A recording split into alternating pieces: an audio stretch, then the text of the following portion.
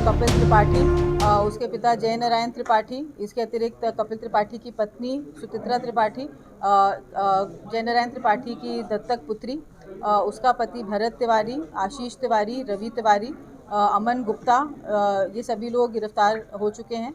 इसके अतिरिक्त जिन सहयोगियों के माध्यम से पिस्टल्स प्राप्त हुई थी, उसमें रायगढ़ का एक सप्लायर और रायगढ़ के सप्लायर को जिसने झारखंड के एक सप्लायर ने पिस्टल्स दी थी, जिसको अंबिकापुर से जाकर प्रेम श्रीवास और कपिल त्रिपाठी 2 दिसंबर को लेकर आए थे, उन दोनों को भी अरेस्ट कर लिया गया है और वो जो 2 पिस्टल्स हैं उनका घटना में उपयोग किया गया है। जय नारायण त्रिपाठी से एक पिस्टल इसके भिलाई के घर से बरामद की गई है और जो दत्तक पुत्री है जिसका शनिचरी में घर है, वहाँ से एक पिस्टल और एक कट्टा विथ लाइव राउंड्स वहाँ से भी बरामद किया गया है। घटना में प्रयुक्त 4 वाहन, जिसमें कि एक स्कॉर्पियो वाहन है, एक बेलिनो गाड़ी है, एक एलेंट्रा गाड़ी है और एक थार गाड़ी है, जिससे कि शूटर्स और कपिल त्रिपाठी, सुमित निर्मलकर एवं अन्य लोग घटना के बाद यहाँ से भागे थे। 4 गाड़ियाँ भी बरामद हो चुकी हैं। इसमें पूरी टीम ने हज़ारों सीसीटीवी फुटेज, सैकड़ों tower dump locations, mobile trekking के माध्यम से और ह्यूमन इंटेलिजेंस इनपुट्स के माध्यम से 50 से अधिक संदेहियों से इस पूरे प्रकरण में पूछताछ हुई है और उनके माध्यम से हम लोगों ने इस पूरे जो कॉम्प्लिकेटेड जो ये केस था, इसको पूरी तरह से सॉल्व करने में सफलता प्राप्त हुई है। इसमें उत्तर प्रदेश पुलिस और दिल्ली पुलिस का भी विशेष सहयोग प्राप्त हुआ है, जिनसे लगातार कोऑर्डिनेशन हो रहा था, क्योंकि ये सारे आरोपी नेपाल की तरफ भागने की फिराक में थे और एक बार ये लोग नेपाल अगर क्रॉस ओवर हो जाते तो हमारे लिए ये चैलेंज बहुत बढ़ जाता। तो इन सभी के सहयोग से हम ये सब गिरफ्तारियां करने में सफलता प्राप्त कर पाए।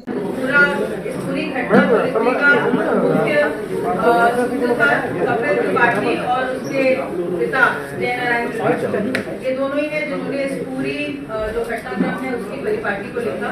कई महीनों से इसकी प्लानिंग चल रही थी। 2 महीने पहले से तो डेफिनेटली प्लानिंग चल रही थी, क्योंकि हमारे पास, जैसा कि आप लोगों को जानकारी भी हुई थी, वो सच है, एक ऑडियो रिकॉर्डिंग मिली थी जय नारायण त्रिपाठी के फ़ोन से, जिसमें कि दोनों बाप बेटे ने मिलकर डिटेल प्लानिंग किस प्रकार से संजू को हैंडल करना आवश्यक हो गया है और किस प्रकार से सभी उससे ग्रस्त हो गए हैं, अलग अलग उसमें घटनाक्रम है और अब उसको मरवाना ही एक ऑप्शन रह गया है। कपिल त्रिपाठी ने अपने बाप से ये भी पूछा कि क्या आपके पास कोई लोग हैं जो करवा सकते हैं गोरखपुर से तो या लोकल में। तो जय नारायण त्रिपाठी ने बोला कि मेरे सारे लोग ऑलरेडी जेल में हैं, तुम ही अपने देखो। तो इसने बोला हाँ मेरे पास कुछ लोग हैं, मैं रेडी कर रहा हूँ।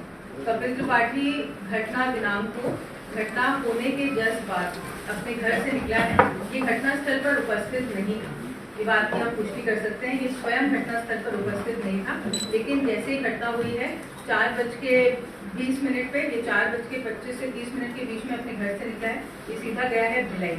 भिलाई में भिलाई तक ये गया है एक थार गाड़ी से, जो कि इसके साथ 2 इसके लोग गए हैं, केदार सिंह और एक और व्यक्ति जो रवि, जो अपनी थार गाड़ी लेकर आया था और वहाँ तक उसको भिलाई तक पहुँचाया। सुमित निर्मलकर जो इसमें दूसरा किरदार है, जो बहुत करीबी दोस्त, कपिल का सहयोगी, उसका कॉन्फिडेंट, वो भी अलग एक गाड़ी से, स्कॉर्पियो गाड़ी से भिलाई तक पहुँचा। वहाँ ये दोनों एक साथ हो गए।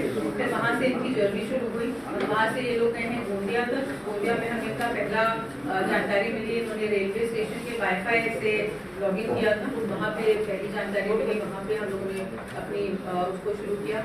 गोंदिया से ये लोग पहुँचे भोपाल। भोपाल में हमको कुछ इनपुट्स मिले, वहाँ पे उन्होंने अपना मोबाइल चालू ही नहीं किया।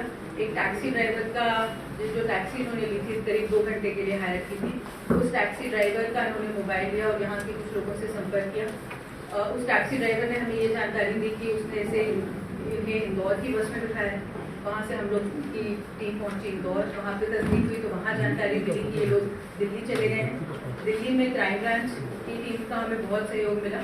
वहाँ पे जब ये दिल्ली पहुँचे तो वहाँ पे भी उन्होंने जिस ऑटो का उपयोग किया एयरपोर्ट से DND फ्लाईओवर नोएडा तक जाने के लिए, उस ऑटो ड्राइवर का इन्होंने मोबाइल का इस्तेमाल किया, अपना फ़ोन फिर से कहीं चालू नहीं किया। ऑटो ड्राइवर के माध्यम से हमें ये जानकारी प्राप्त हुई कि इसने इन्हें दिल्ली से काठमांडू जाने वाली बस में बिठाया है। शाम की कपिल का कहीं पे भी भूमिका जो है वो डायरेक्टली स्पष्ट ना हो, इसीलिए शूटर्स से संपर्क और बाकी चीज़ों के लिए भी उसने प्रेम श्रीवास का उपयोग किया। प्रेम श्रीवास ने उत्तर प्रदेश से कई बार शूटर्स को बुलाया, कई शूटर्स यहाँ आए और गए। पहले भी 2 बार एटलीस्ट हमें पूरी ऑथेंटिक जानकारी मिली है कि घटना को अंजाम देने का प्रयास किया गया था, और इन दोनों टाइम्स कपिल शहर छोड़ के पहले ही जा चुका था। एक बार वो दिल्ली में था, एक बार वो उत्तराखंड में था, इस बीच में उसने और इसके पहले उसने कई जगह रेकी भी करी कि वो कहाँ रहेगा। नेपाल पिथौरागढ़ में इसका ससुराल, जहाँ इसकी पत्नी का घर है, वहाँ पूरी प्लानिंग हो चुकी थी, जिसमें उसकी पत्नी भी पूरा पार्ट थी कि कहाँ कहाँ ये लोग रुक सकते हैं, क्योंकि नेपाल एक सेफ एरिया था। और पिथौरागढ़ में क्योंकि इसका ससुराल है, वहाँ उसके कई सारे लिंक्स हैं, तो उसकी तैयारी पहले से करनी होगी। तो लेकिन पहली 2 बार में जब घटना नहीं हो पाई तो कपिल को समझ में आया कि जब तक घटना कंप्लीट नहीं होगी, कोऑर्डिनेशन के लिए मुझे यहीं रुकना पड़ेगा, लेकिन मैं घटनास्थल नहीं जाऊँगा। तो इस दिन भी जब संजू अपने फार्म हाउस पे गया था, वो पिछले 4-5 दिन से अपने फार्म हाउस जा रहा था। ऐसा सुनने में आया कि शायद वो उस गाँव से सरपंच चुनाव शायद लड़ना चाहता था, हालांकि मुझे इसकी ऑथेंटिक वो नहीं है, लेकिन ऐसी बात गांव वालों ने बताई है। कई दिनों से वो गांव वालों को वहाँ पे अलग अलग मुर्गा पार्टी ये वो टाइप की चीज़ें करा रहा था, उनको अपनी तरफ आकर्षित करने के लिए, और उस दिन भी यही हो रहा था वहाँ पे। तो जब ये लंच करके वहाँ से वापस निकला है तो इसको ट्रैक करते हुए कुछ लोग आ रहे थे। इसमें एक जो सबसे प्रमुख नाम है वो एक है अमन गुप्ता, जो इसको हमने गिरफ्तार कर लिया है। अमन गुप्ता अपनी एलेक्ट्रा गाड़ी में ये देखते हुए आ रहे थे। इस गाड़ी में प्रेम श्रीवास, अमन गुप्ता यही लोकल है। अमन गुप्ता लोकल है।